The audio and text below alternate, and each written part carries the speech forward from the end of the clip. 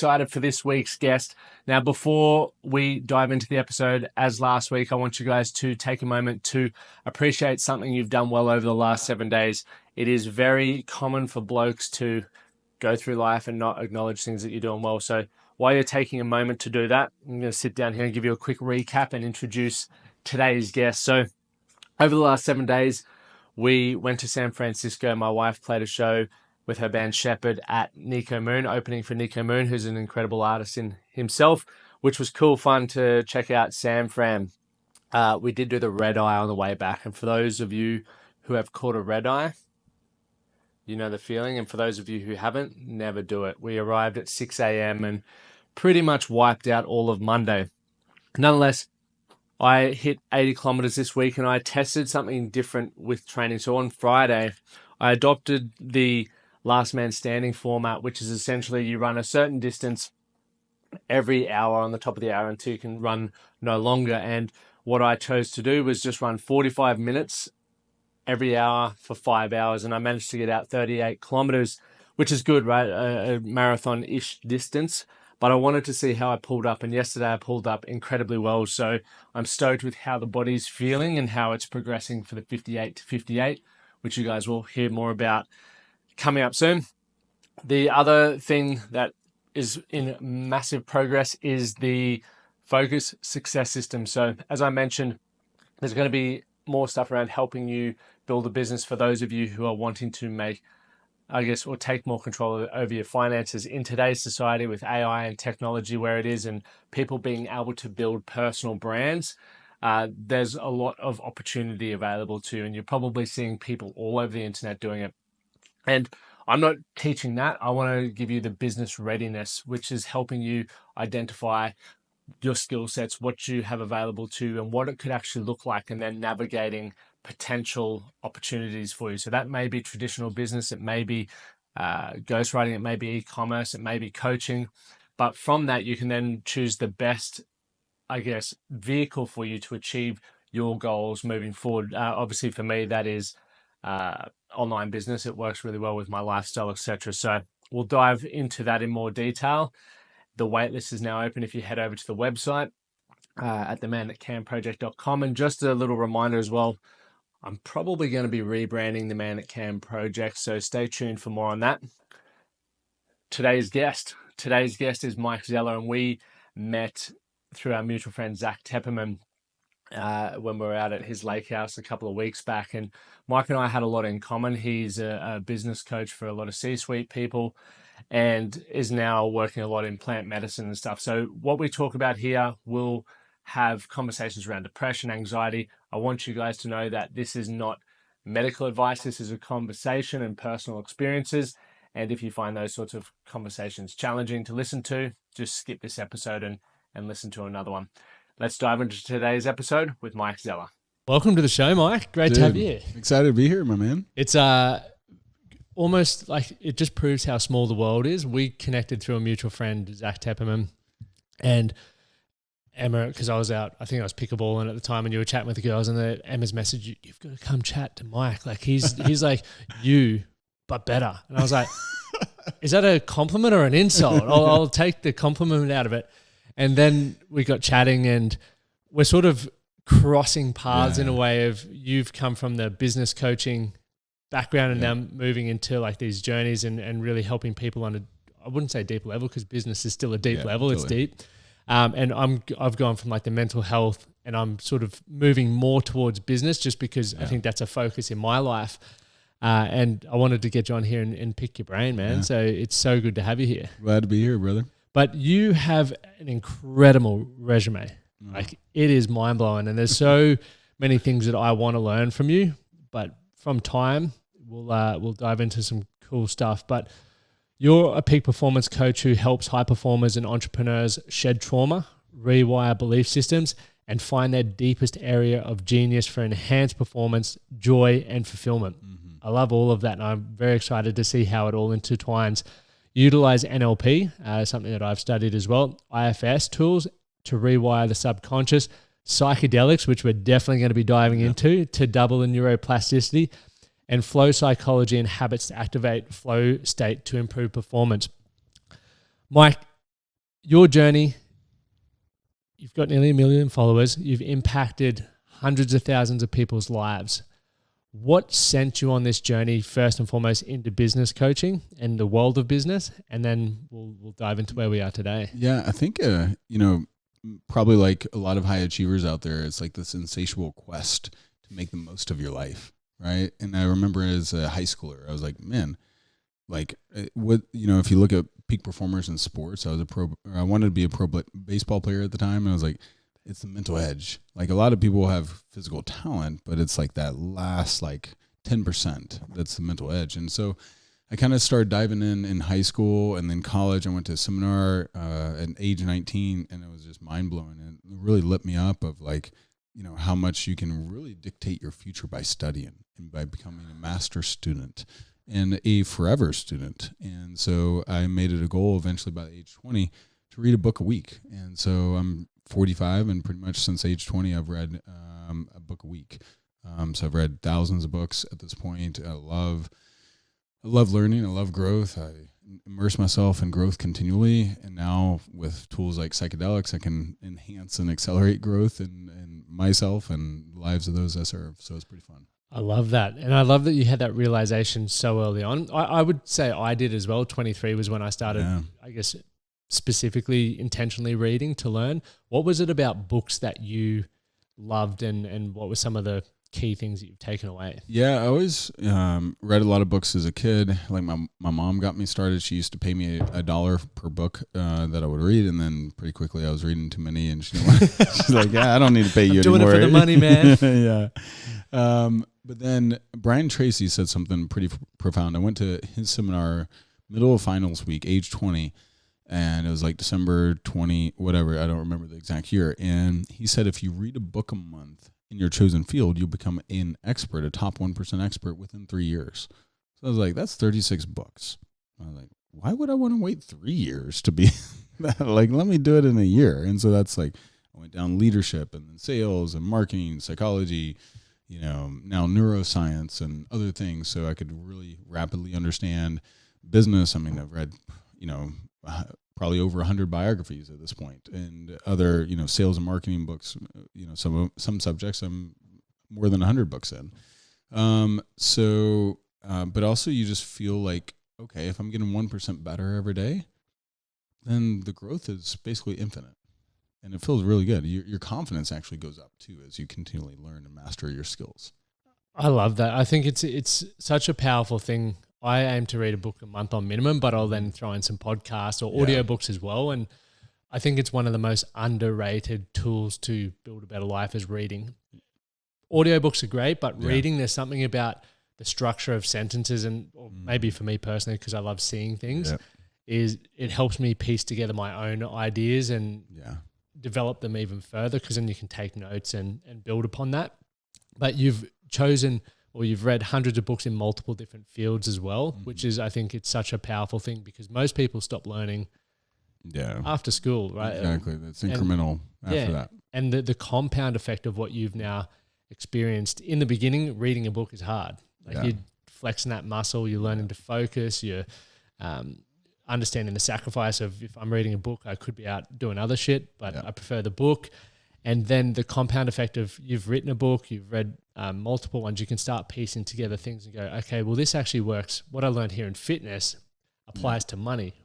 What I learned in money applies to my relationships. And you then get to start developing your own ideas, which makes you a thought leader and a highly influential person in your own field. Yeah, exactly. And you can start stacking knowledge and connecting the dots in ways, because you just have more accumulated knowledge. And if you look at like Charlie Munger, who passed away last year, Warren Buffett's partner, it was like, man, that guy and Warren would read hours a day, and they just had so much accumulated wisdom that it was, their intuition was so much more spot on. Yeah. And then now some of the other work I do now, where my heart is more connected, thanks to, medicines like MDMA or sassafras, where I can connect with, like I had a great mind to body connection, but now I have a great heart to body connection too. So it's like the channels, I think of channels of communication or data that helps drive decision making is like 4 main quadrants: your heart, your body, your mind, and your spirit. And now I feel so much more complete and integrated, and a lot of my clients are getting like, boom, locked in, where all 4 major channels of communication are flowing, which enables you to just navigate life and business so much more adeptly. Could we dive into that a bit more? Because I still feel uncomfortable hearing like the heart to body. One, I'd love to understand a bit more about it, but as someone who is still really focused, like my goal is the $1 million. Yeah. Like that's been a goal for 10 years and it's still the goal. And I think what you said then hit me. It's like, I'm still very mind to body. Like I've got great routines and habits that are helping my mind and helping my body. But the heart part is what I really struggle with. Yeah. And I often look at it as not woo-woo, but like I couldn't even, if I were to put a word on it, I feel I can't even put a word on what it, but there's something that I struggle with, but I also know, because I respect what you've done in business. You know, you've generated over $100 million in sales. You've also lost $1 million in a year. Like, so you've had the big wins and you've had some tough losses. So it would be stupid of me to sit here and not go, okay, well, how do we piece this together? And I need to learn from you with that. Yeah. And it's really hard for men in general. So the average, this comes from a book called How to Improve Your Marriage Without Talking About It. And the authors are 2 very well noted researchers in therapy, couples therapy, etc. And they found that the average 7-year-old daughter has a more emotionally rich vocabulary than her father. Wow. Okay. So like just from the fundamental basis. So my daughter is like 3 years old, and so I got like 4 more years if I'm average, but I'm a little better than average on the heart connection now that I've done some of the work. But then also boys, what they found in their research is little baby boys, they can hold an eye gaze for far less than a baby girl. So in a baby girl, if you make eye contact and change her diaper or whatever, she can hold that gaze and hold it and hold it and hold it. The baby boy is like half or 1/3 of how, and then it's too emotionally intense and they have to look away. Wow. Right. So we have a different proclivity or wiring in terms of our natural predisposition. And a lot of the women that I coach, the women entrepreneurs, I'll remind them, hey, because they want their husband to be the leader of the household. Yep. And I'll be like, you got it kind of wrong. You are a leader and the leader of certain aspects of the household, as is he. But you need to own and embrace the part that you are by nature much more emotionally adept. The average woman is much more emotionally adept than the average man in terms of emotional awareness, emotional acuity, emotional attunement. And so like on my retreat, I just encouraged one of the women who, like, she was abdicating her responsibility to create the emotional home, almost like the emotional fireplace that lights up the whole home from the heart. And now the husband will follow, because if she's emotionally connected, if they're emotionally connected to one another, but the man needs to create this protective, safe container for her emotions to safely flow in and her to nourish the home emotionally. And this isn't like gender roles or anything like that. It's just the biology of women typically more heart connected and more emotionally available than men. And the number one complaint that women have about their men, you're emotionally disconnected, right? My wife had that for 5 years, right? But fortunately, there's tools that I haven't seen anything come close, not even like in the same universe in terms of opening up a man's heart as MDMA. MDMA floods your body with feelings of empathy and heart connection. Like in my metaphor is like when I walked into my first MDMA experience, it was like I had a gravel road from my heart to my mind, right? Now I have a 4-lane highway from my heart to my mind. My wife still has like a 7-lane super highway. Yep. But I'm like, I can flow with her. And I have much more emotional awareness. And even the way my daughter reacts to me. My daughter, before I did the journeys, like she would let me hold her and she liked me, but she didn't run to me. Now, afterwards, like literally weeks after, she started running to me and she felt emotionally safe and connected. And I was able to emotionally even recognize how I need to soothe her, how I need to be present. And I had so much more feelings of love than I had before because I could just connect to that access to my heart. And there is also a lot of science behind the heart's power. If you look at Heart Math Institute, they've found that the heart is 65 times more electromagnetically powerful than your mind, according to ECGs. So it's like old technology that can measure your heart's electromagnetic field. When you are in a state they call heart coherence, where you're in heart alignment, not like jealousy and fear and doubt and all that, your heart's energetic field radiates up to 8 feet outside of your body. That's incredible. Yeah. That's science backed. Yeah. Woo-woo. Well, it's interesting. I was listening to a podcast the other day and they were talking about karma. Yeah. And he asked the gentleman who he's sitting with, do you believe in karma? And he's like, oh, not really. And he's like, well, do you believe in genetics? And he's like, well, duh, that's proven, right? And he's like, well, 4,000 years ago it wasn't. But the law of karma, a lot of people do believe in it. And he's like, we just haven't found the right thing to study it yet. And it made sense to me. So that's when I learned more about psychedelics or even the heart stuff, as much as it's very, and I can't tell you why I find it uncomfortable. Well, it's not normal for you. It wasn't normal for me. Yeah. It's like my wife would bitch about me like not being heart connected. And I'm like, woman, I love you. I'm doing what I'm supposed to do. I don't know what else. I show you I love you. I'm kind. And she's like, you're still not emotionally available. I'm like, I don't know what the hell you mean. I don't know how to get there. Maybe it's the fear of change, the losing the aspects of myself that I think I love, but maybe they wouldn't change anyway. They'd be enhanced. Accessible, enhancing. What were some of the biggest challenges you found when you were looking to, so the way I see it is like the MDMA allowed you to drop the barriers that maybe you couldn't do consciously. What were some of those barriers that you were struggling with consciously before you went down that journey? Well, I think if you look at the predisposition, and we'll call it the masculine feminine energy more than male female, because that's probably a little more accurate, because some men are more feminine, some women are more masculine by nature.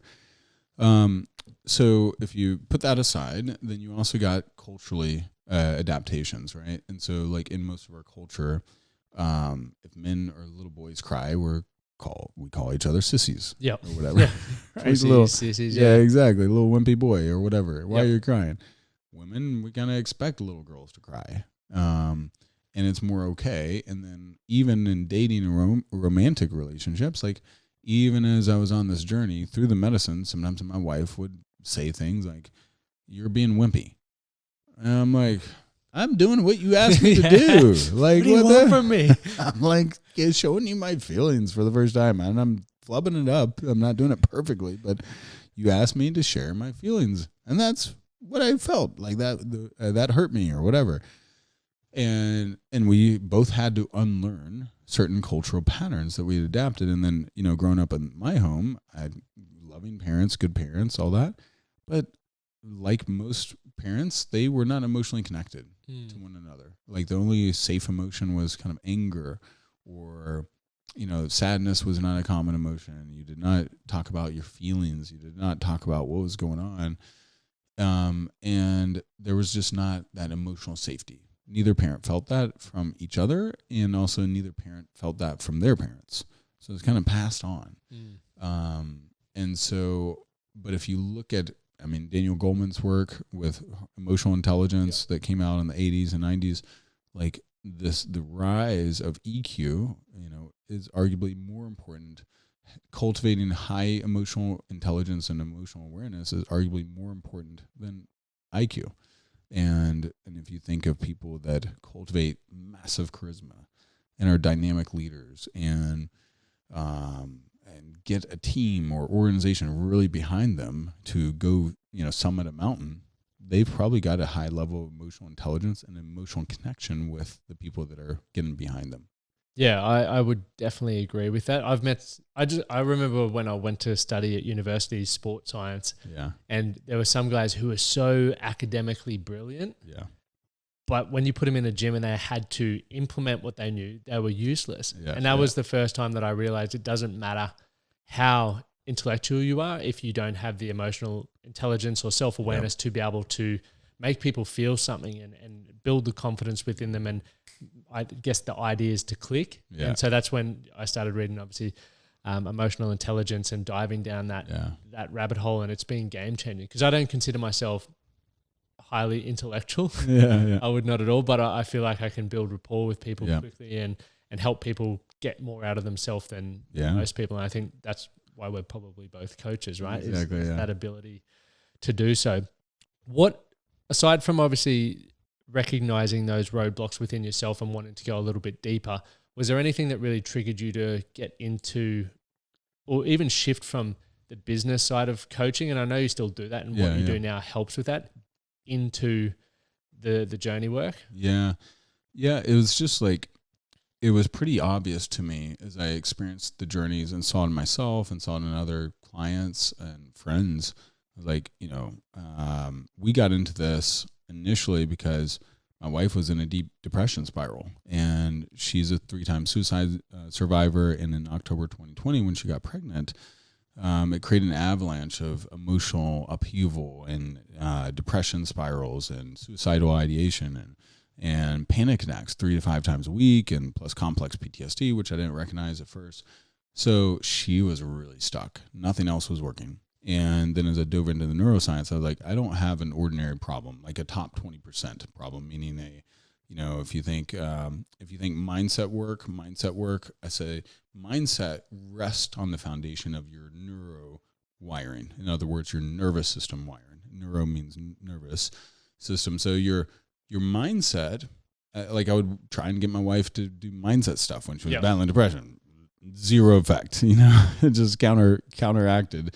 And she would get even more angry and more depressed because I don't want to do your blah, blah, blah. And like, stop trying to fix me. Yeah. And I was like, okay, there's something much deeper here. And then as we did the medicine journeys the first couple of times, I was like, whoa, I felt this massive opening. I saw her open and shift in a beautiful way. And I saw that, we didn't do full journeys for her. We did about a half of a dose, typically half of a full dose. But she started opening up, and I started seeing her nervous system recalibrating. And I started understanding, as I read on trauma and studied trauma, because like, how the hell do I help my wife get out of trauma? Because I don't want my wife or my daughter to grow up without her mom. And then my wife's an amazing human, but she was really suffering, and I was really suffering, right? We were suffering collectively. Again, back to the woman being the emotional center of the home. She was the emotional center of the home, and her emotions were shame and guilt and just the bottom of the emotional pool. And so I was like, I got to figure out how to help her reset. But then as I looked at the neuroscience side, I saw, the psychedelics coupled with the therapy. So it's like the psychedelics create this beautiful opening, and the science side, we call it the acute subjective effects, which is you got 2 major windows when you do a journey. The first journey is the acute subjective window, and it's about 3 to 6 hours. And it's basically your nervous system is more wide open than at any known point in your lifetime. Meaning we can do more deep work in that 3 to 6 hour window. Like I just did a session in Vancouver. Yep. One of my clients, she had been in 6 years of therapy. We covered 5 major traumas, actually 4 major and then 1 sub-trauma. All of the traumas that we covered and healed and released and shifted her nervous system, she hadn't even brought up in 5 years of therapy or 6 years of therapy. Hadn't even touched. And so it was like incremental progress. And, we talked about like our journey was about 5 hours. She's like, I get into therapy and the first 30 minutes is like building rapport. Yep. Then you get to a little something and then you're like, oh, time to go. And then also your nervous system doesn't feel safe to bring up the big things because your nervous system can't handle it. What is trauma? Trauma is an overwhelming feeling or emotion that gets frozen in your nervous system. And so I saw very quickly from the neuroscience side, from Huberman Labs and Tim Ferriss and all these other guys that were big in the space, that it's arguably the biggest breakthrough in mental health in our lifetimes. There's almost no question about that. But then I saw on the peak performance side, I was like, oh, if this opens up your nervous system, then what can it also do for like limiting beliefs? Yeah. Rewiring yourself for success, alter ego work, other stuff that I've done. Like, oh, it creates that opening for that. Let's do that too.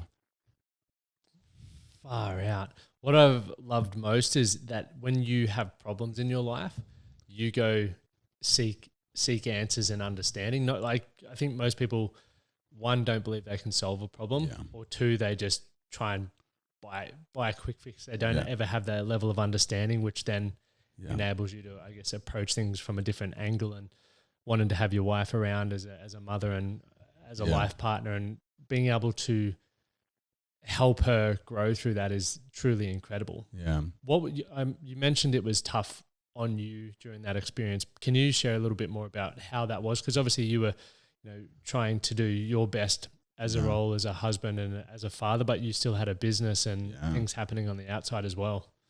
Well, in our nervous system, unconsciously, what is the most contagious emotion? It's fear and anxiety.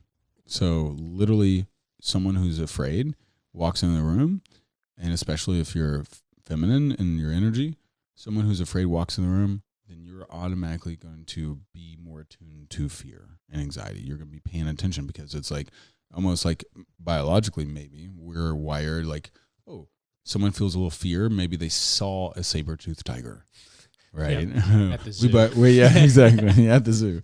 Nashville Zoos has saber-toothed tigers, guys. Come see them. So your nervous system thinks, oh, I got to be on guard. There might be something there. And it's designed because the number one job, the first job of your brain and your nervous system is to keep you alive. So fear kicks in. What happens? Then your amygdala takes over. Your amygdala is a little almond-shaped part of your brain, and it controls your fight, flight, or freeze response. And it also encodes memories according to feelings. So fear comes in, and then it bypasses, meaning it shuts down the other parts. It overrules. Your amygdala will overrule all your prefrontal cortex and all your other decision-making facilities when it is locked into the driver's seat of your nervous system. But then if it stays in the driver's seat too long, it gets comfortable. And that's why my wife was in hypervigilance mode. A lot of people battling significant anxiety, their amygdala has been locked in and locked in and locked in. And literally what happens too, recent research has shown that your amygdala can double in size, because if it stays, so it can actually change your brain structure, and it can change back, but so much blood flow can just go into your amygdala because it's overactive. And a lot of my clients that are unconsciously stuck in PTSD or experience too many overwhelming feelings and emotions or life changes, like a life change. You guys moving to here, you stack that on with a couple other significant life changes, and your amygdala might get locked in, especially for the feminine. I just did a session yesterday with a very successful man who he had a couple big life changes in 2022, not COVID related, but job related and business related.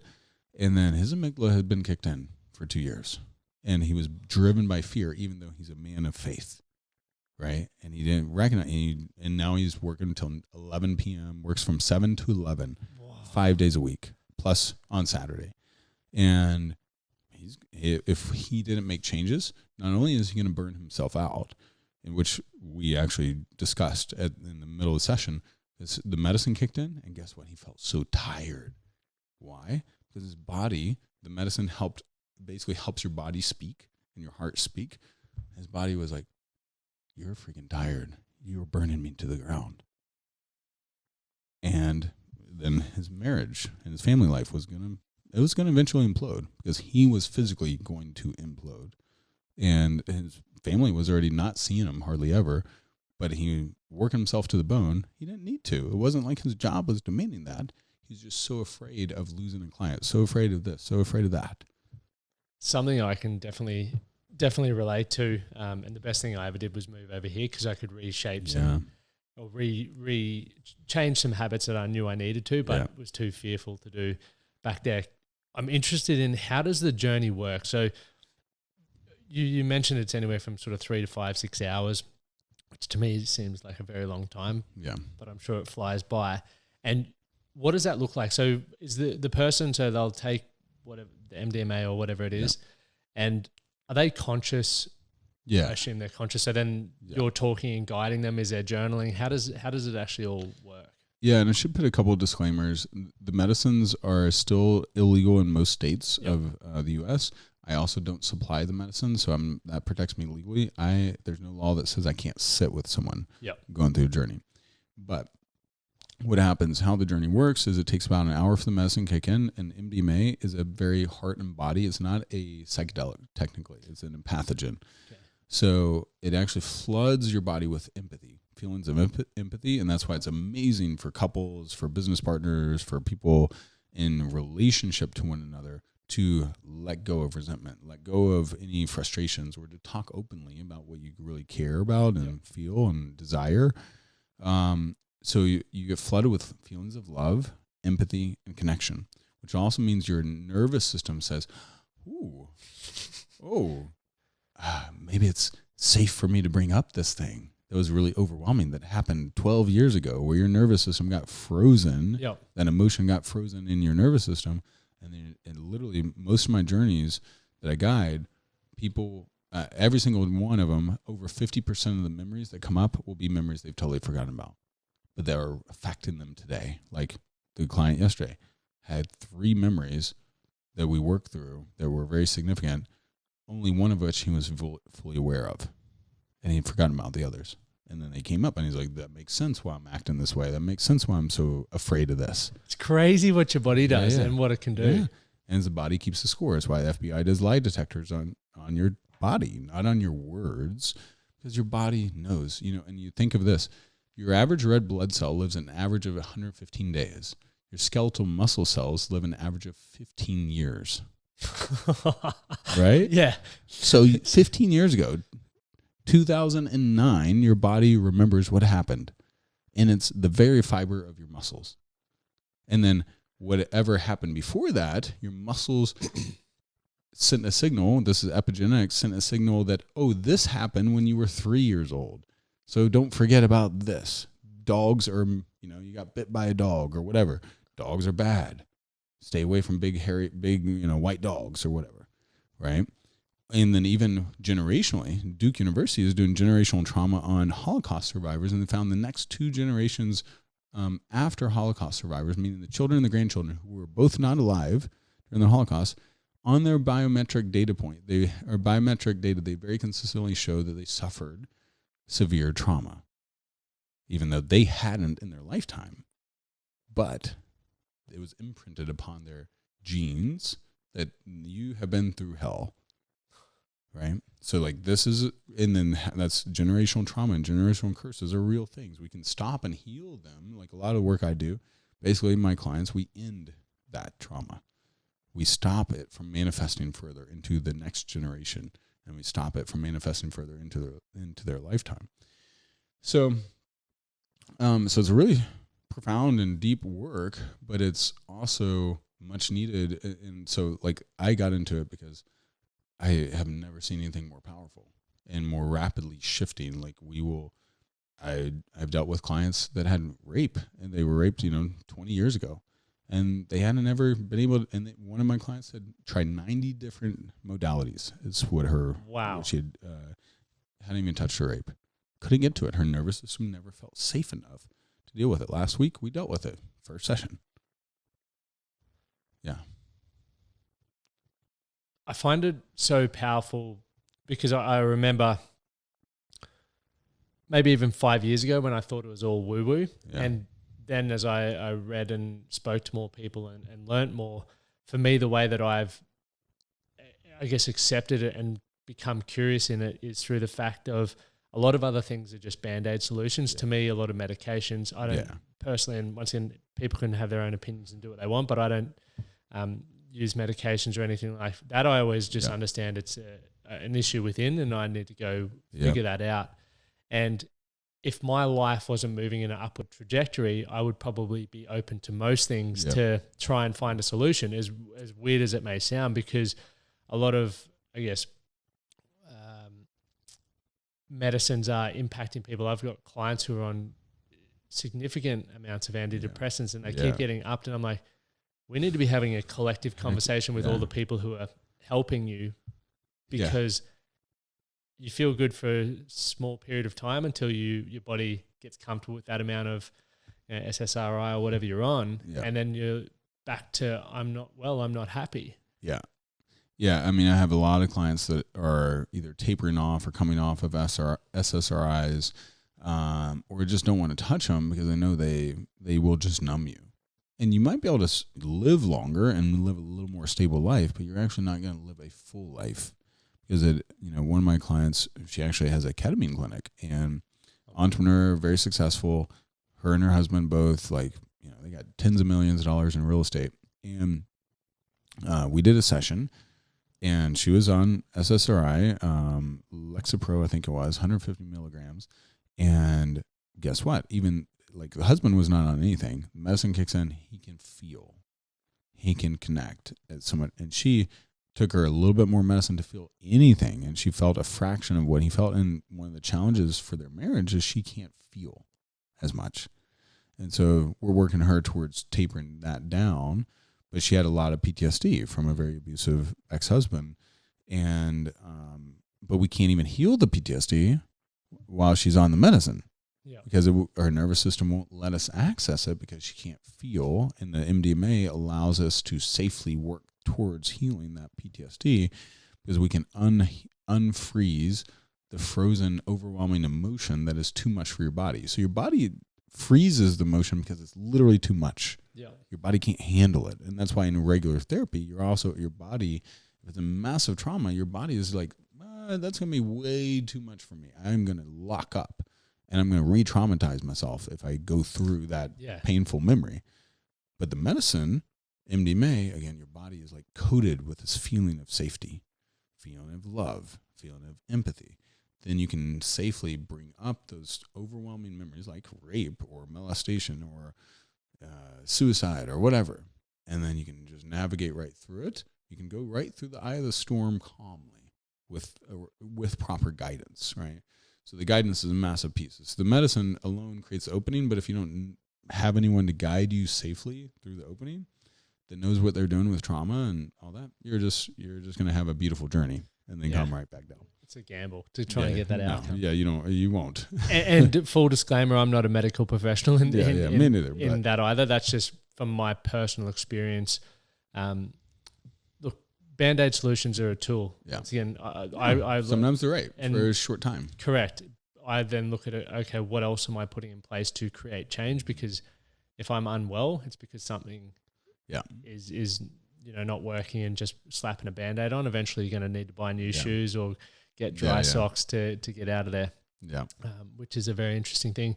But I guess even diving into that, one thing that I've read or heard you say is being in a place physically and mentally to grab opportunities as they arise themselves. You said you're 42? 45 now. 45, man. Yeah. You look about 25. You're jacked. But keeping yourself physically and then doing this kind of work to mentally allow yourself to, I guess, make the most of any opportunities that arise. A lot of men chase success, and that's, stereotypically that means financially you're killing it and you've got some great status behind you. As a result, they sacrifice their relationship with their family. They let their health go. They might be 20, 30 kilos or pounds overweight, and life's not really that enjoyable. Yeah. So the idea that you have around being physically and mentally in place to grab those opportunities, why do you believe that's so important, and what does that look like for you? Yeah. So I read a book called The Power of Full Engagement about 14 years ago.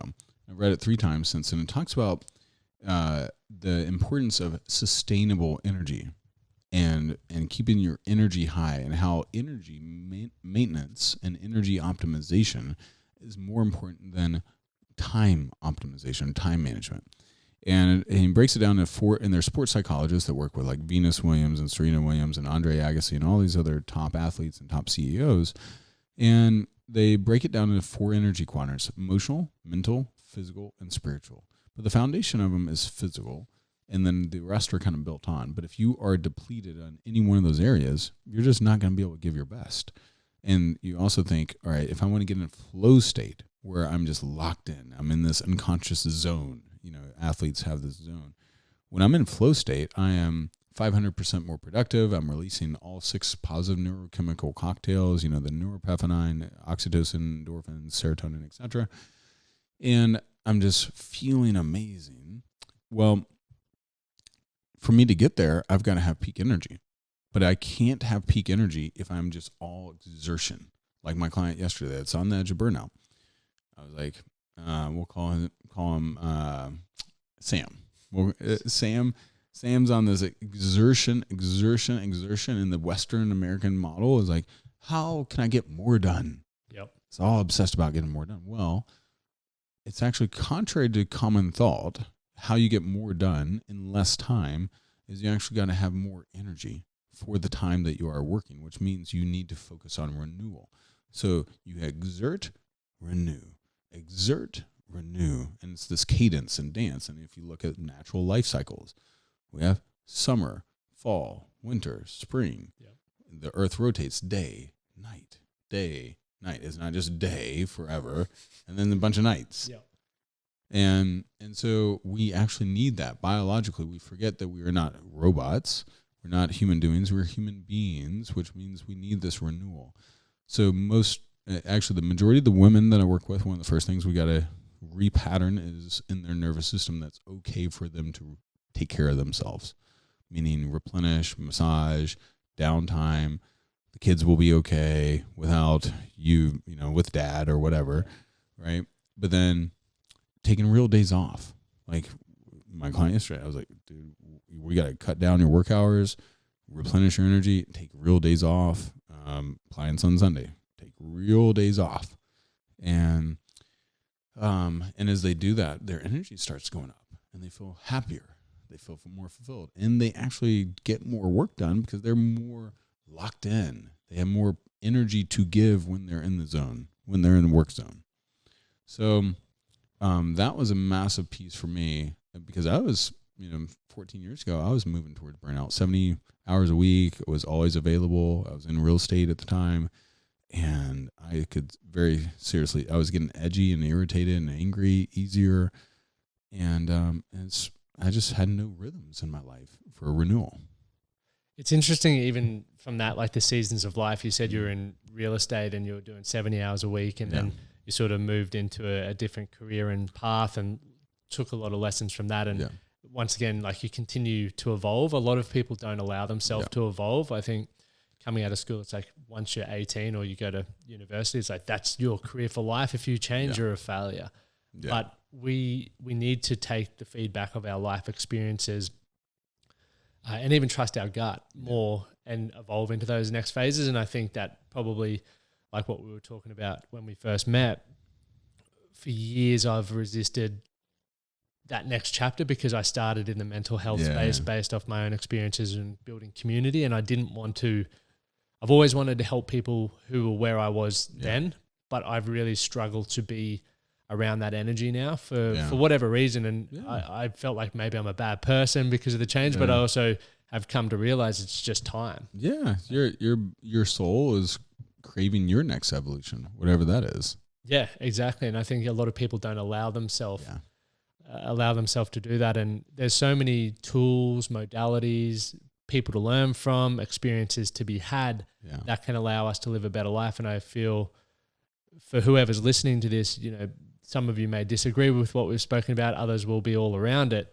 And I think what's most important is to think about what you want your life to look like and reflect on where you're at currently. Mm-hmm. If there's things that are a bottleneck, whether it's you or trauma or your environment or maybe money, there are ways for you to bridge that gap, but you have to take full responsibility for that. And your journey to getting there is going to be different to mine, which is going to be different to Mike's, but ultimately the journey is the most beautiful part about that. Sometimes you have to shed some skin.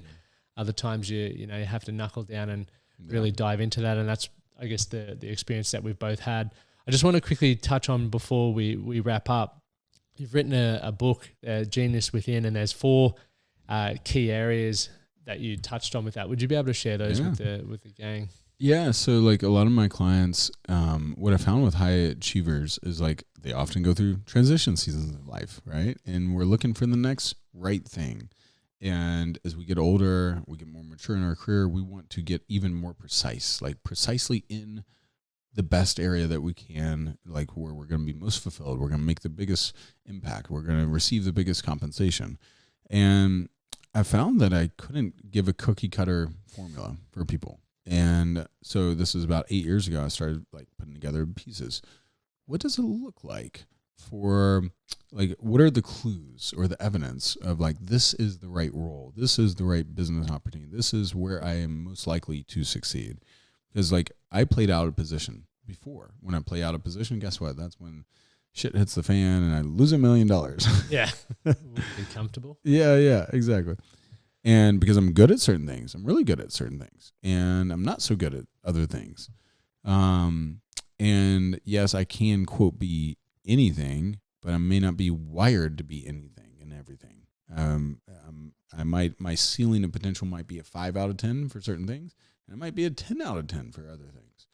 So the 4 main areas that I found, it's your unique talents is the first one. And so I have people do 5 different personality tests so I can get your strengths and your weaknesses side by side from all these different measurement devices or tools. Like Wealth Dynamics is my favorite personality test for entrepreneurs, Strengths Finder, Disc Profile, Myers-Briggs, Enneagram, etc., Colby Index. And then the second one is your defining life experiences. So Chancellor, I'm in the mental health space now because I started seeing how many leaders were actually suffering, and they didn't. And also, like, male entrepreneur leaders did not want to go see a therapist. They don't want to just unravel and talk about their shit for like hours. And my entrepreneur clients, they want to get, like, most of them have a lot of mouths depend on them, meaning they might have a staff of 16 or 50 people or 100 employees, and their family depends on them. They can't unravel. They can't afford to unravel for weeks or months and just disintegrate. But that's one of their first fears is like, all right, am I going to just implode for a while I work on my shit? I can't do that. I have to control it. I was like, nope, we're going to get through it, most of it within 5 hours. And you'll need about 24 hours to recalibrate, but we're going to get through a lot of deep stuff in about 5 hours. And then, it was part of what saved our marriage and kept my wife here on earth because she didn't want to be a wife. She didn't want to be a mom. She didn't want to be on earth for basically 2 years. That was almost a daily mantra. It was like the negative affirmation. I don't want to be a wife. I don't want to be a mom. I don't want to be on earth. Like, all right. That would be tough to deal with. She didn't want to. She was in a very depressed state. Now she's happiest she's ever been. And she would say February last year when she did a session very similar to the sessions I guide people through, I had orchestrated that with her therapist and talked her therapist into doing it. And then I got her to do it as well. Took me months to get her ready, and night and day difference afterwards. So like defining life experiences, you are here because certain things have shaped you, and now you're driven towards the next thing. Right. So you're defining life experience. And the third thing is your key relationships, the people that also bring you life versus death, but then also who are the people that you already naturally have a cluster of relationships with. So like entrepreneurs are my people, high achievers are my people. I already have like plethora of connections around the world on that. And then the fourth thing is your values and your passions. So your values, what do you stand for? What do you stand against? It's kind of like a filter, who I let in, what I let in, what are non-negotiables for me, what violates my principles of how I operate. And then the passions, I like to say, a curiosity can often become a passion. A passion can often become a purpose, and a purpose can often become a life path. Doesn't mean like not every curiosity becomes a passion, not every passion becomes a purpose. Like right now, I've always been driven for 20 something years, been driven to help unleash people's God-given potential. Now I just have a different expression of it. Yeah. So my life path is that. Now purpose, a part of my purpose hasn't fully become a life path, but a part of my purpose is help high achievers get radically free of trauma and PTSD so they can access their highest and deepest potential and radically impact their family, their businesses, the world the way they want to. And the book was just it was basically the most complete process I had seen ever created for finding your deepest area of gifting and kind of that sweet spot of life. So that's why I created it. It's fairly short. You can read it in 3 hours, but you'll get a blueprint on how to gather the data on who on earth you are, what on earth you're meant to do, and where you have the biggest chance to succeed, because people who accomplish extraordinary results are usually in extraordinarily right positions. Very well said. So where can people grab the book and follow along with your journey and the work that you're doing, Mike? Yeah, it's called The Genius Within, and it's on Amazon, most of the world, I guess. And then also geniuswithinbook.com. You can grab a free copy and just cover a shipping and handling type deal. So, yeah, awesome. And socials, where's the best place for social? Yeah, I'm on all. I grabbed the Mike Zeller on all the social handles right now. So TikTok, YouTube. I focus a lot on YouTube content right now, where I go a little more in depth on peak performance type stuff, in mental health and psychedelics and all that jazz. And then also I have a free lead magnet it's 14 tools to rewire your nervous system. So psychedelics are just one of the tools. Yep. But neurofeedback, other things, they're really powerful modalities depending on what your proclivity is. That's on neurorewiring.com and then mikezeller.com as well. So all those will be in the show notes. You can grab them. If you've got value from this episode, make sure you take time to share it with someone you know would appreciate it. Leave a rating or review. Mike, thank you so much for coming on. Dude, thanks for having me, Lachlan. Absolute pleasure. Yeah, me too.